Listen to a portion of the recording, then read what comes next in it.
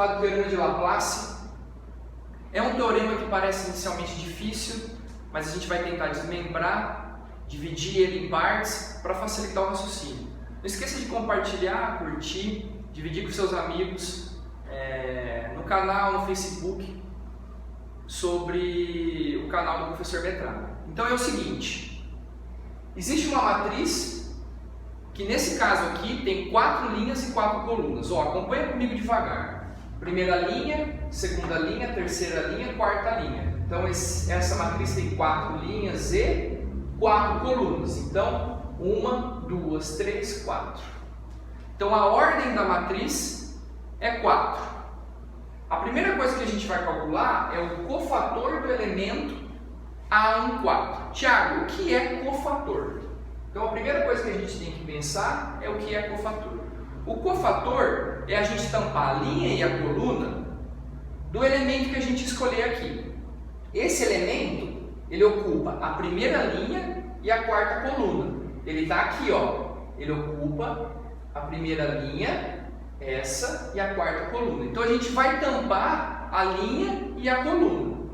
Então vamos circular aqui, fazer um retângulo, na verdade, aqui e aqui. Eu tampei a primeira linha e a quarta coluna. Então a gente está buscando calcular o cofator. Fazendo isso, sobra um núcleo de números que a gente não pintou, que é esse número aqui.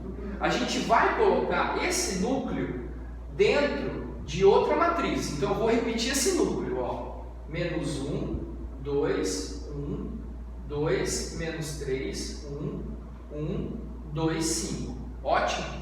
Mas esse núcleo tem que ser multiplicado por menos 1 elevado a I mais J. Tiago, o que é isso? Vou citar um exemplo. I é a quantidade de linha, que nem na matriz aqui, ó. Esse 4 é I, porque tem 4 linhas, e esse 4 é J, porque tem 4 colunas. No nosso caso, esse elemento, que é A14, ele ocupa a primeira linha, então eu vou apagar aqui e colocar 1 para vocês perceberem, e ocupa a quarta coluna, então o meu J aqui é 4. Então 1 mais 4 fica quanto? 5.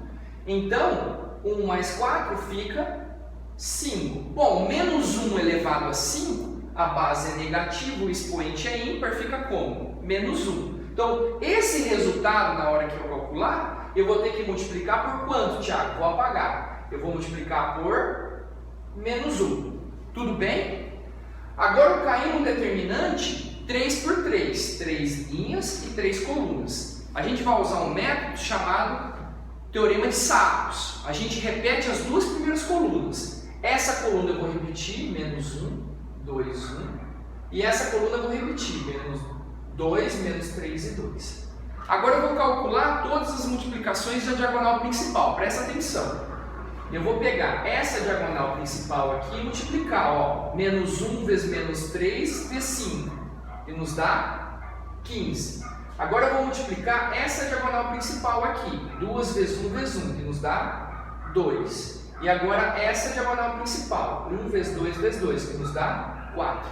Agora eu vou multiplicar todas as diagonais secundárias também. Então vai ficar 1, 3 e 1. Só que vai ficar menos 3, porque você tem 1 menos 3 vezes 1. Agora aqui, ó, menos 1 vezes 2, nos dá menos 2. E a última, 2 vezes 2, 4, vezes 5, 20. Ótimo. Então isso aqui vai ficar. Não esqueça que eu tenho menos 1. Então vai ficar menos 1, vou abrir colchete. Quanto que dá essa soma aqui? Então a gente vai somar isso aqui, 15 mais 2 mais 4, que nos dá 21. Soma isso daqui, que nos dá 15.